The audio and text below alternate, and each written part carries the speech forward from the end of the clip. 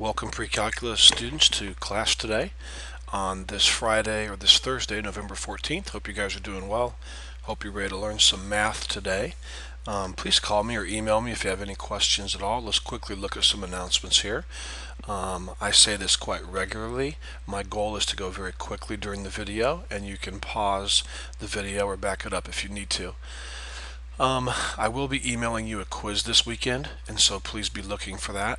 Integrity sheets, stay on top of them, please. When you walk in my door the day you take a test, in about a week and a half from now, you will not be allowed to go back and do any more videos or homework. You must be completely caught up at that time, so please keep that in mind.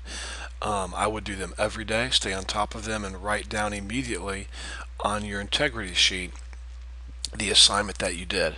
Tests were due yesterday. There's one student I haven't heard from yet. One came by the house, and then another one is supposed to be contacting me. So please get your test turned in. It is 5 points taken off. I don't want that to happen to you. So please take care of that, okay? All right, moving on to our lesson today.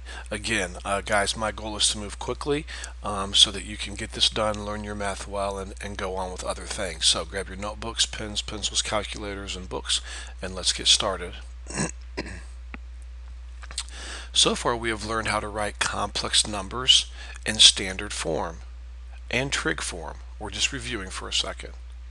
We have also learned how to graph. Let me go back a page here. So this would be complex form or standard form, 5 plus 6i, and this would be trig form.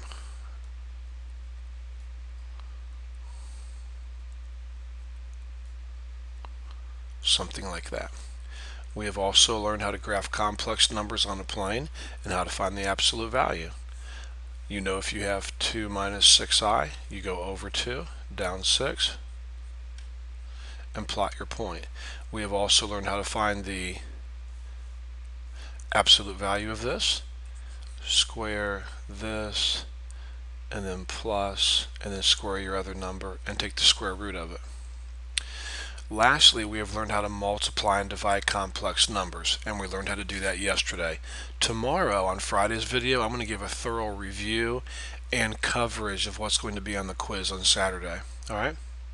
Today, we are going to learn how to take complex numbers and raise them to a given power. Then we're going to do kind of the opposite of that. We're going to take complex numbers, and we're going to take the given root, square root, cubed root, fourth root, etc. Okay, so that's what we're going to do today. So your heading is powers and roots of complex numbers. Please write that down. Powers and roots of complex numbers, lesson 7-3. I encourage you to always put the date down, so if you are a student who does that, today is the 14th. Today is the 14th. Powers and roots of complex numbers 7.3. Let me take just a second and demonstrate how difficult it is to raise a complex number to a power when it's written in standard form. So if you have a complex number written in standard form, it is really difficult to raise it to a certain power. Let me demonstrate.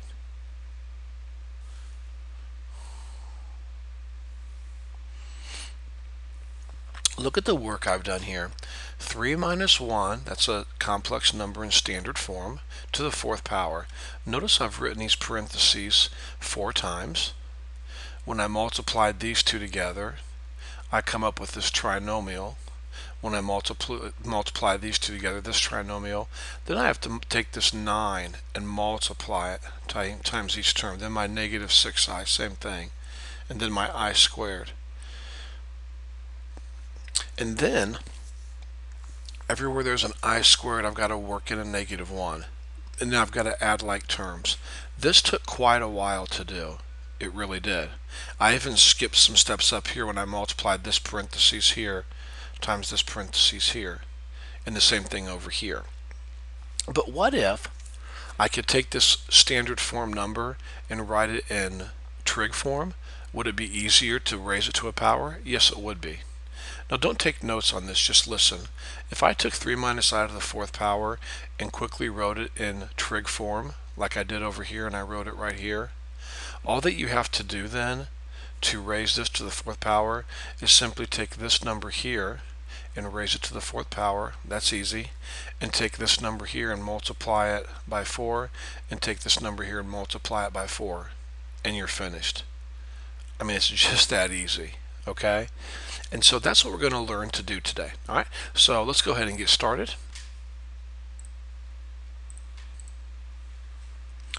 Let's take, sorry guys, my mouse is doing weird things. Okay, copy this in your notes. Let's go ahead and take this complex number written in trig form. Let's raise it to the 9th power. So we have square root of 2 and then parentheses cosine of 45 plus I sine of 45. Now that's a complex number written in trig form, obviously. We're raising it to the 9th power. So please take some notes on what we do.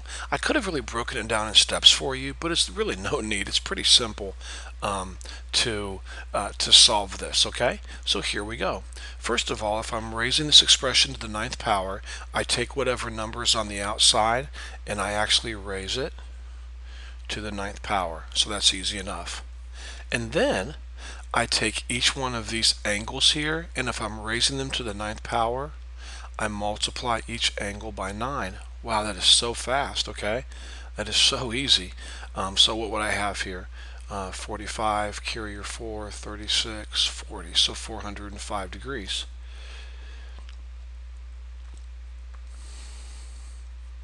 So that's it, Mr. Earhart? Well, almost. I mean, there's always some simplifying you have to do. For example, square root of 2 to the 9th power. Now, I'm not bragging, but I could do that pretty quickly in my head, but I want you to see it. If I don't show you what we did here, I think you're going to be really confused. Okay, square root of 2 to the 9th power. Well, if I multiply square root of 2 times square root of 2, I get a 2. Square root of 2 times square root of 2, I get square root of 4, which is 2. Square root of 2 times square root of 2 is 2. Square root of 2 times square root of 2 is 2. And then bring this down. Square root of 2. 2 times 2 is 4, times 2 is 8, times 2 is 16. So instead of typing this into your calculator and getting a decimal, I will not allow you to do that. Do not do that. Instead, you would write 16 square root of 2. Look this over and watch that again if you need to. And then of course down here I have cosine of 405, and I've taught you before what to do with that. We're going to simplify that. If I have 405 degrees and I go around 360 plus 45 more, then I would have 405 degrees. So the leftover angle is 45. Now, Mr. Earhart, is that a coincidence? Will I always, whatever angle I had here, 45 degrees, will I end up with that down here? Sometimes you will and sometimes you won't. So no, that's not going to happen every single time. Now, let's review. I'm raising this to the 9th power. So I take this number here, the hypotenuse, to the 9th power, and I take the angles and multiply them by 9. Then I simplify. Now, one more thing. In most of your homework, if not all of your homework, and also on your tests and quizzes, after you raise a complex number to the 9th to a certain power, they are then going to want you to write your final answer in standard form, not trig form. So it's really easy to do. The cosine of 45 and the sine of 45. Let's take a look at it here. The sine of 45 is square root of 2 over 2. The cosine of 45 is square root of 2 over 2. So what I have is, are you ready? 16 square root of 2. Cosine of 45 is square root of 2 over 2. Plus sine of 45 is square root of 2 over 2. Here's my I put it at the end. And I really should have put this expression here over 1.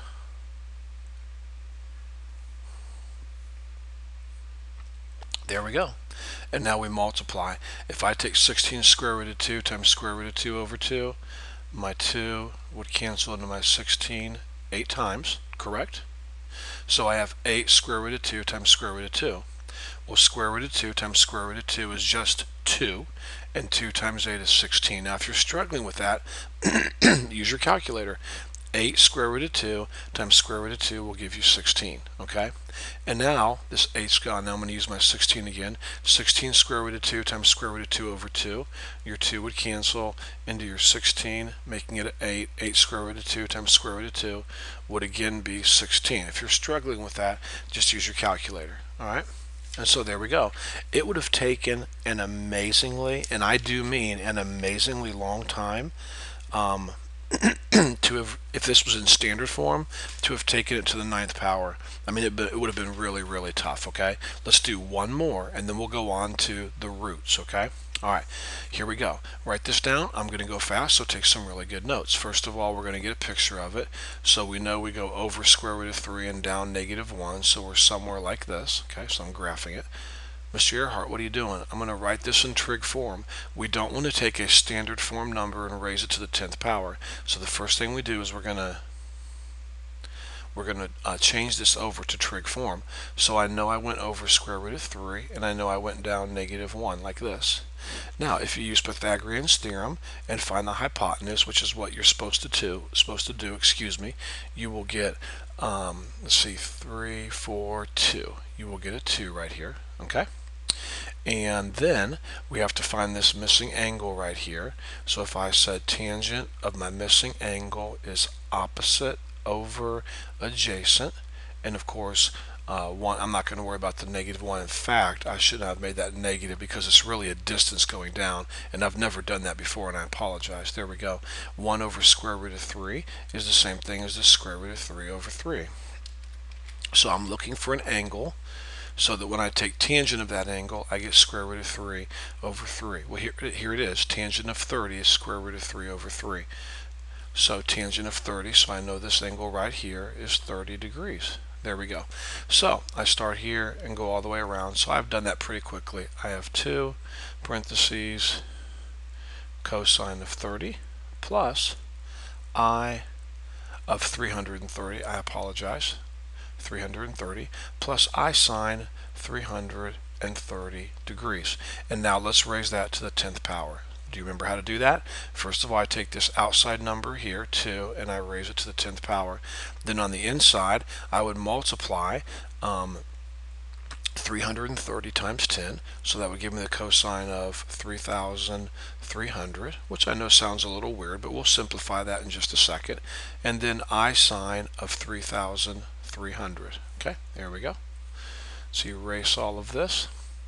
And now, let's see, 2 to the 10th power. Let me grab my calculator very quickly here.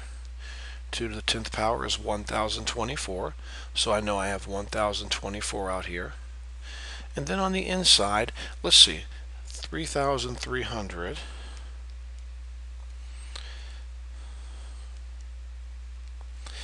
It looks like, students, I'm going to go, it's kind of funny. I'm going to give you a visual of this.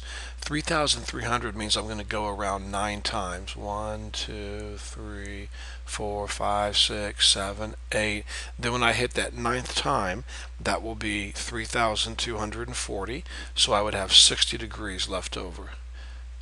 Now, how did I know that? Well, students, I just took 3,300 and divided it by 360, and I saw that I got 9.1666, so I knew I had to go around 9 times, and then I took 360 times 9, and I saw that was 3,324. So you just got to do the math on that and go around over and over and over until you see what you're left over with, okay? So we are left over with 60 degrees and 60 degrees. Okay, so there we go. And now we simply just finish the problem. We want to write it in standard form. So 60 degrees, the cosine of 60, here it is, cosine of 60 is 1/2, and the sine of 60 is square root of 3 over 2. Let me grab this and drag it down so we don't forget what we're dealing with. There we go. All right, so I have 1,024. Cosine of 60 is 1/2, so I'm going to put a 1/2 here, and then plus, and then the sine of 60 is square root of 3 over 2, so square root of 3 over 2i. All right? And now, just like in the last problem, I simply multiply this through. So 1,024 times 2 would be 512. And then 1,024 is over 1 times square root of 3 over 2. Your 2 would cancel into this 512 times, so you would have 512 square root of 3i. Really not bad at all, students, okay? So there you go. I'm just telling you, if you were to take this right here, can you imagine writing those parentheses out 10 times? And then it would take you forever to do that. But if you can take that number and convert it over to trig form, look, it's 1, 2, 3, 4 steps and you're done. So this is really a neat shortcut to use.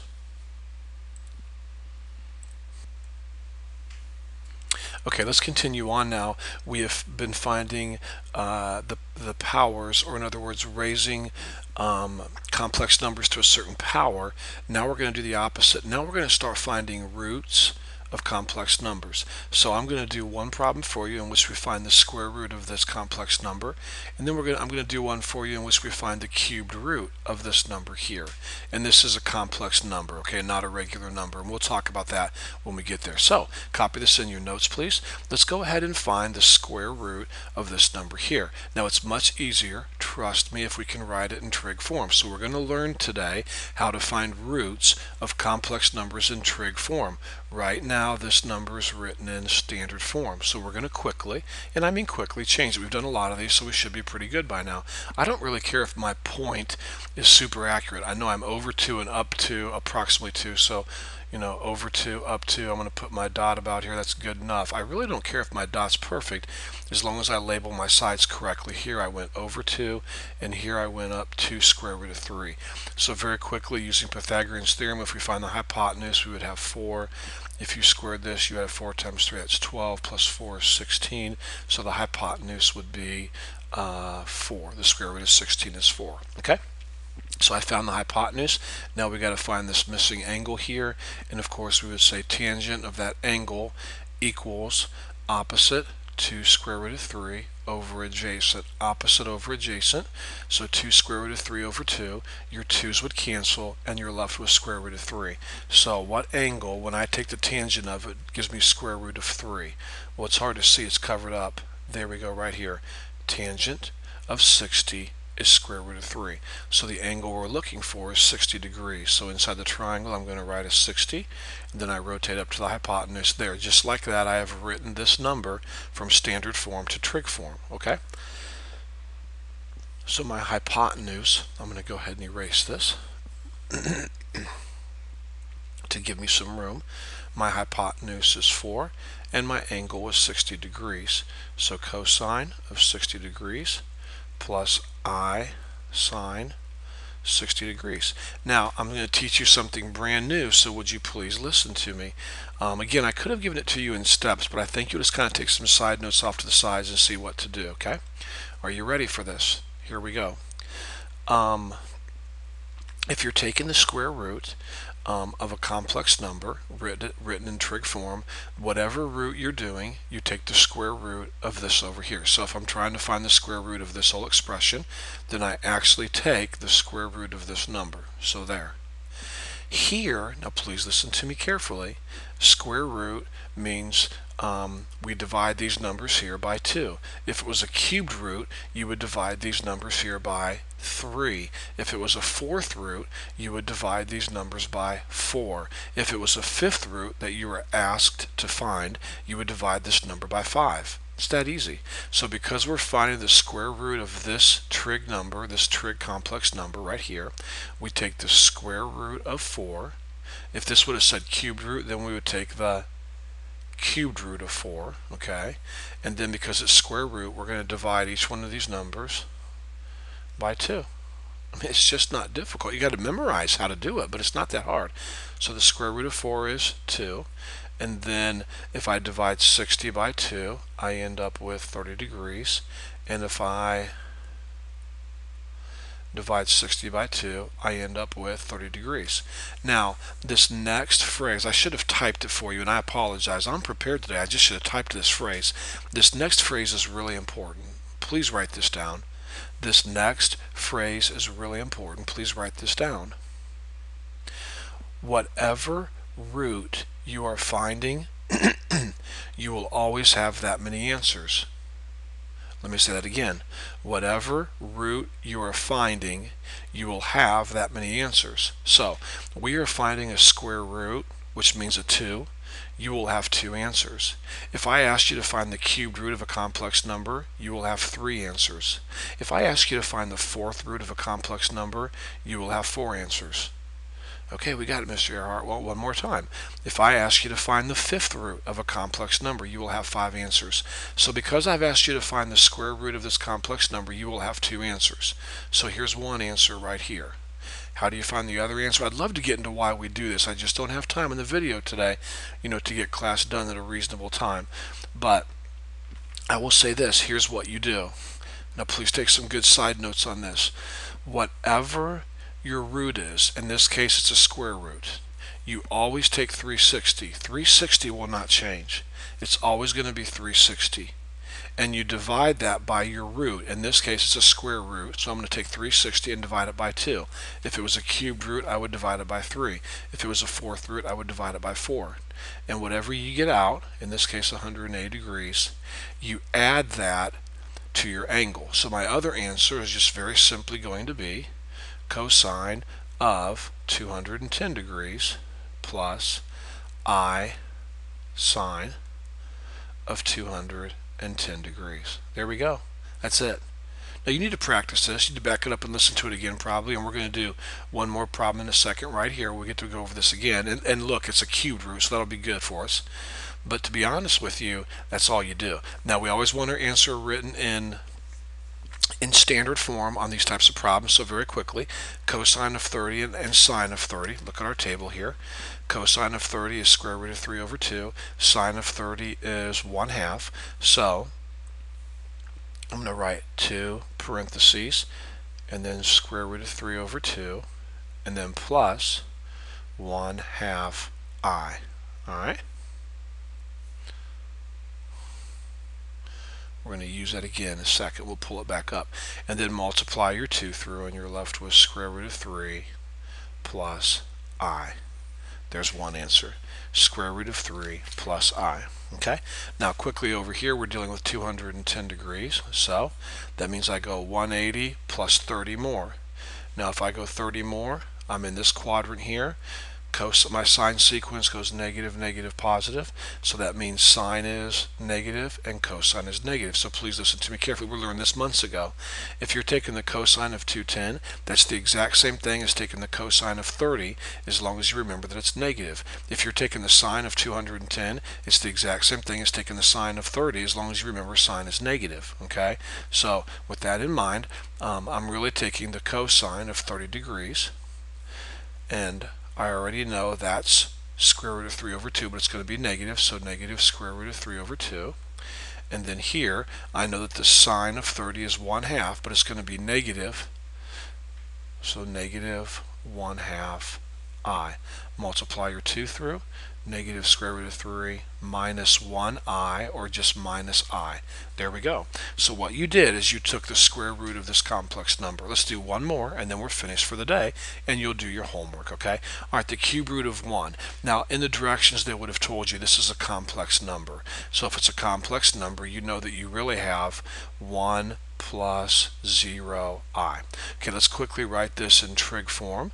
I know that I'm going to go over 1 and up and down 0. So there's my point. This becomes pretty easy, okay? This is pretty simple, actually. So if I'm on this line, that means I've gone up 0 degrees. I mean, I'm not here, here, here, or here. I haven't moved, okay? I mean, I guess you could use 360 if you wanted to, but 0 is fine. So I'm at 0 degrees, and my hypotenuse is just a straight line here, 1. So my hypotenuse is 1 because I went over 1 length, and my angle is 0 degrees. So cosine of 0 degrees plus I sine 0 degrees. And now with that in mind, let's quickly find the cubed root. Now what did I teach you to do in the last problem? Well, if it's the cubed root, then of course you take the cubed root of 1. So cubed root of 1. And then I told you you take the angles and divide by whatever this number is. It's a cubed root, so we're going to divide by 3. 0 divided by 3 is obviously 0. And 0 divided by 3 is obviously 0. Now I divided by 3 because it was a cubed root. And then I told you if it's a cubed root, you're going to have 3 answers. So we know one answer is the cubed root of 1 is 1. cosine of 0 plus I sine of 0. Okay? Now, giving my hand a break here. My hand's getting a little numb. Hold on a second here. All right. Now, what I've told you to do then, if it's a cubed root, we're going to have 3 answers. So here's one. We need 2 more answers. And I told you how you find those other answers is always take 360 and divide it by whatever number you're dealing with. In this case, it's a cubed root, so we're going to divide by 3. So we get 120. So we're going to add 120 over and over and over. So I'm going to add 120 to 0. So my other answer would be 1 cosine 120 plus I sine 120. And then we add 120 degrees again. So 1 cosine 240 plus I sine 240. There we go. So we added 120 over and over and over. Okay? Now, let's quickly write these in, excuse me, in standard form, and we'll be finished. Now, let's start off with this one here. And by the way, I knew to stop because I have 3 answers and we're dealing with a cubed root, so I know I want 3 answers. Now, the cosine of 0. Well, students, that's not going to be on your table, okay? The cosine of 0.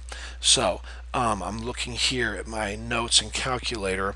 The cosine of 0 is 1, and the sine of 0 is 0, so you really have 0. I.